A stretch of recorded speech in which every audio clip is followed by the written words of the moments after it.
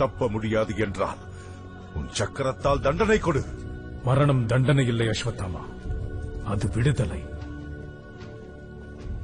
காலப்போக்கில் பாண்டவர்கள் மடிவார்கள், என் சரீரமும் மறையும், இந்த யுகம் முடிந்திடும்.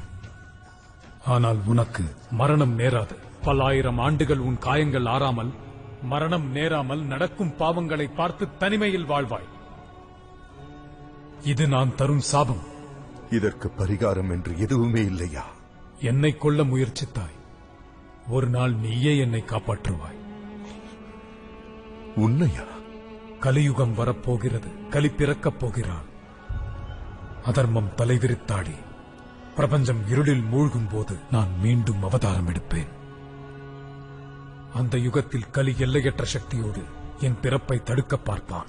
கர்ப்பத்தில் இருக்கும் என்னை நீ காக்க வேண்டும்.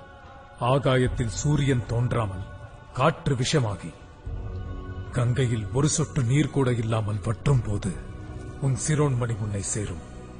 அதுவே தருணம். அதுவரை